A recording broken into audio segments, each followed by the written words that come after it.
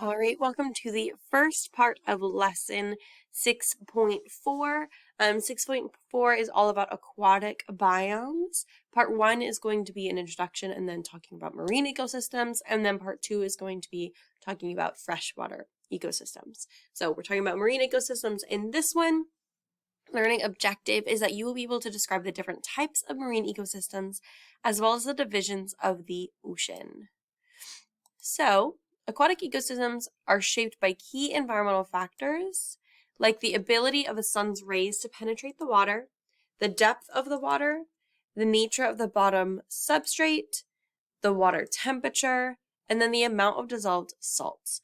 So if we're talking about this one right here, so the ability of the sun's rays to penetrate the water, that's going to determine what kind of plant life there is. So if it's really, really shallow, then there's probably going to be some rooted plants that are actually like in the bottom of the substrate, in the soil or sand at the bottom, growing up. But if it's really deep, whether it's the deep part of a lake or the ocean, then you're not going to have, the sunlight's not going to get deep enough to have plants on the bottom surface. So like in the ocean, we'll have phytoplankton, which we'll talk about in a moment, that are plankton that photosynthesize. And that's all, they can only be where the sun's rays can penetrate because they need the sunlight to photosynthesize. So aquatic ecosystems with little dissolved salt are called freshwater ecosystems. So freshwater doesn't have no salt, it just has very, very little. And then marine ecosystems have a lot of salt. The ocean is very salty. All right, so we're going to talk about different regions or zones in the ocean. I'm going to describe them and then there'll be a picture to show them. So the pelagic region is the open sea above the seafloor. So any of the open ocean, that's the pelagic region. The euphotic zone or photic zone is the upper layer of the ocean where the sun's rays can penetrate. Anytime you see like photic or photo, that is going to be for light. So this means light can get there. Phytoplankton are microscopic plants floating in the ocean. They perform photosynthesis. So like if you watch SpongeBob, plankton, it would be a zooplankton, so like an animal type plankton. Phytoplankton are plants, so they actually do photosynthesize. And then here are the zooplankton. They're microscopic protozoa and animals that feed on the phytoplankton. So phytoplankton make up the base of most food chains in the ocean. And then productive aquatic ecosystems contain a plentiful supply of essential nutrients. A lot of those nutrients are starting with the phytoplankton. Right, so here is our different, some of our different zones in the ocean. So our pelagic zone, it's labeled right here, is all this open ocean. Benthic is anywhere we have like the bottom surface. This is the abyssal region where we have no light basically and really interesting and kind of gnarly looking fish. That's where the football fish is. It has the light coming off. And then this is the tidal zone or intertidal zone. So if you don't know, when the tide goes in and out, this is the area that sometimes has water and sometimes doesn't, depending on where the tide is. So this is really shallow. So we're going to have seaweed. We're going to have actual like semi-rooted plants. But then out here, we have the euphotic zone.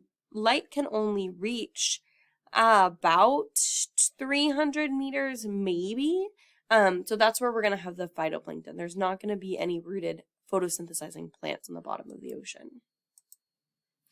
So for benthic marine ecosystems, again, the benthic is where we have that surface. So benthic organisms are attached or non-attached and live on the ocean bottom. Substrate and temperature are very important characteristics in determining benthic community and development because it determines what can live there. Different organisms like different temperatures and like different substrate to live in. And substrate is like what's at the bottom. Is it sandy? Is it rocky? Is it maybe a little more soil-like? And then an abyssal ecosystem is a benthic ecosystem, so it has a bottom, that occurs at great depths in the ocean. Way, way, way, way down. There is no light reach in there. And then those animals tend to be scavengers. There's not plants to eat, so they just take the dead things and dead fish that, float to the bottom. All right, so here's another, a little more simpler graphic showing here's our open ocean pelagic zone, photic zone. Aphotic zone is where we're saying light cannot reach, and then benthic is at the bottom. So the substrate is important in determining the kinds of benthic community that develops. Large plants and algae cannot become established in shifting sand substrate. So Sand may seem nice because it's easy for the roots to grow into, but that also means that as the water is shifting, the sand is going to shift with that water. Mud is going to shift maybe a little bit less, but it's so tightly packed that it contains a little bit of oxygen, not very much, but because it doesn't shift as much, it does make a good substrate for some kinds of rooted plants. Rocky surfaces in the ocean provide a good substrate for many kinds of algae, because it's like a solid space for them to live. A profuse growth of algae is associated with a large variety of animals. Algae can also be that base of the food chain. It's photosynthesizing. It's bringing that sunlight energy in, so that helps to support a healthy ecosystem. All right, we also, with our marine ecosystems, we're going to talk about the shore because this would be our intertidal zone where the water is going in and out. So this one right here is a rocky shore. We have a ton of diversity going on with the rocky shore. Lots of different more plant-like organisms, and then we have a lot of crustaceans, some snails, tons of variety. And then when we look at our sandy shore, we have some grass, but we really don't have a whole lot of plants. There is diversity in the animal species, but it definitely doesn't have the amount of different species that our rocky shore does. Doesn't make one better than the other, just makes them different. All right, so coral reef ecosystems are composed primarily of coral animals that build cup-shaped external skeletons. And corals contain single-celled algae and carry on photosynthesis, so they're going to be in the shallow parts of the ocean. They do require warm water, and so they're only found near the equator. The equator gets hit with more direct sunlight, and so it's a higher temperature there. Most require clear, shallow water with ample sunlight penetration. So we're going to see them, all these red dots right here, kind of along the equator. That's where we have the coral reef. So this red splotch right here, that's a huge coral reef. Looks like this from above, looks like this up close. They are gorgeous, wonderful, super biodiverse. Another sort of marine ecosystem, because we're saying high salt content, are going to be mangrove swamps. They are tropical forest ecosystems that occupy shallow water near the shore and adjacent land. So the trees are tolerant of high salt content, and they actually excrete that extra salt from their leaves. They have extensively developed roots and can extend above the water. They kind of look like they're trying to stay out of the water. They're really interesting looking trees. The trees trap sediment in shallow areas, which results in the development of terrestrial ecosystems. Remember when we talked about succession in our first lesson for this chapter? We talked about that for aquatic ecosystems. Slowly but surely, they're all filling with sediment and going through those stages of succession. Mangrove swamps go through it maybe a little bit faster because they have those trees trapping the sediment quicker. And it looks like this. So all these little branches right here are kind of the roots and the branches holding them up out of the water. Estuaries are another really important one. They consist of shallow, partially enclosed areas where fresh water enters the ocean. So there's kind of a mix of salt and fresh water, which makes it brackish. So organisms are specially adapted to varying levels of salinity, that means like salt content, from tides and river flow. Estuaries are extremely productive ecosystems because areas are shallow, warm, and nutrient rich. That means it can support a lot of organisms.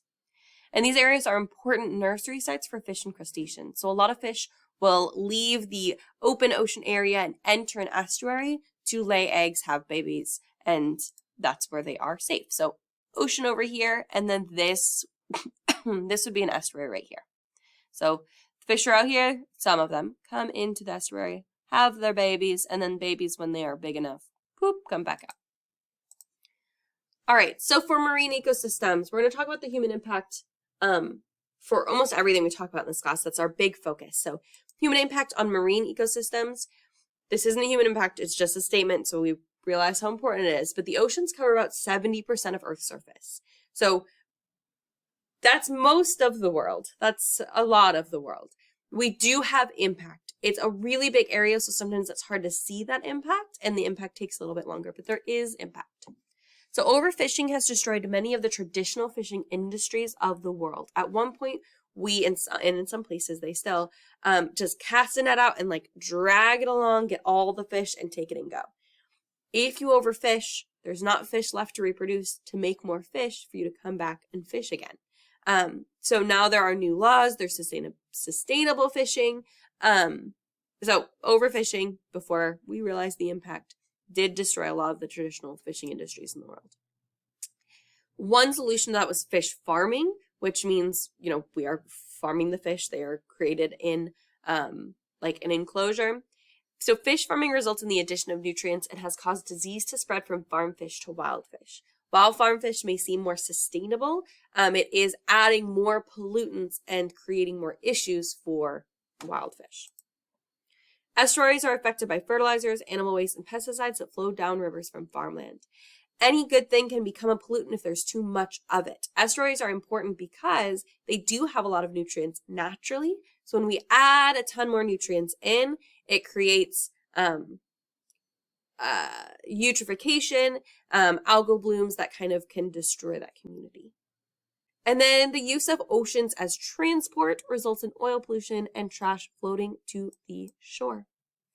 All right, if you have any questions, please let me know. I know this was a longer one, which is why this is 2 parts. And I will see you in the next one.